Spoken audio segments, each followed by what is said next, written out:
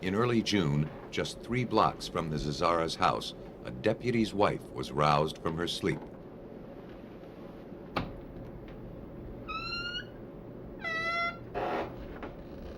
She thought she heard a window opening.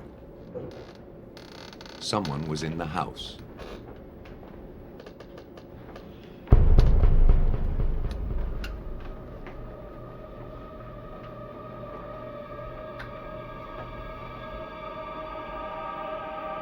Hearing the couple's movement, the prowler slipped away. The deputy called the sheriff's department.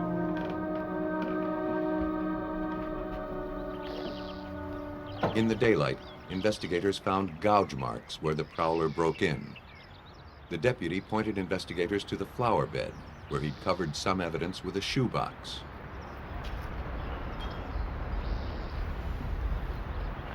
Beneath it was the imprint of a large athletic shoe. The waffle pattern was familiar. It looked just like the tread found outside the Zazara's house. It was the break detectives had been waiting for. If this print matched the print found at the Zazara murders, it would support Carrillo's theory that one man was stalking LA's neighborhoods. But if that were true, it meant that one lone killer had managed for 1 year to defy LA's best and brightest.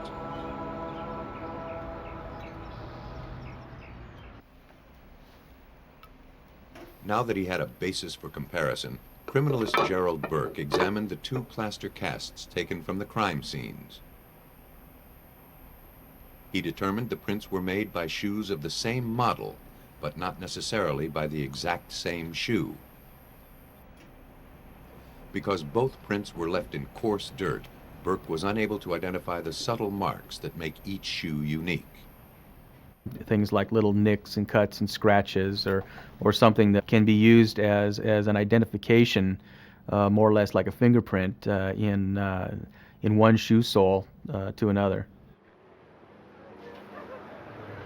This was of little help to detectives. In a county of 7.5 million people, they could not track a man solely by his tread marks. But it was all they had to go on. And it kept showing up again and again. Since the Zazara murders, the large waffle pattern was found in the mud outside a Monterey Park homicide and was stamped in blood inside the home of a severely beaten old woman in Monrovia. Burke had 3 casts and 1 shoe print to work with. The crimes remained unsolved. The shoe prints remained a mystery. Then, a summer intern casually walking by a lab table made a pivotal observation. She said, "Oh, that's an Avia." And everybody just stopped and looked at her and said, "Are you sure?" And he said, "Yeah, I got a pair in my trunk." So she goes to the trunk of her car and pulls out this pair of Avia shoes, and that's when everything broke loose. Avia was a new brand, explaining why the department had no information on them.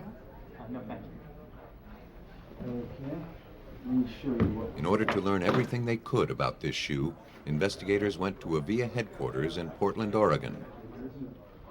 The company's designer identified the model number of the shoe that made the print. Burke pressed for more information.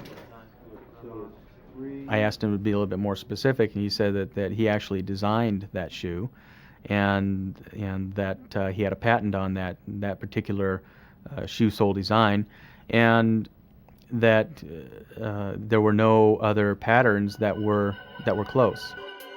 The pattern was from an aerobic shoe that had only been on the market for 4 months.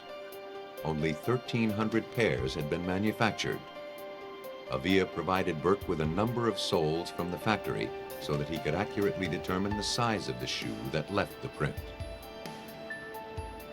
The rate of motion and the texture of the ground can greatly distort the impression. The only way to size the shoe was to compare tread patterns. The pattern details on the sole increase as the shoe size increases. Down here in the bottom of the shoe, actually the mid portion of the shoe, you'll see that there are a number of chevrons. and these chevrons actually increase in number with the increasing shoe size. And the plaster casts, although they weren't good enough quality to record the Avia logo, they were good enough quality to allow me to count these pattern elements, these pattern details. After counting the lines on the plaster casts, Burke was able to identify every cast he had as coming from a size 11.5 shoe. When he examined the marketing material from the manufacturer, he realized what a crucial discovery he'd made. Of the 1,300 pairs of this model manufactured, only 6 had been shipped to Los Angeles. Of those 6, only 1 was an 11.5. Only a handful of men in the country owned size 11.5 Avias. Carrillo's improbable theory of a single killer was now glaringly real.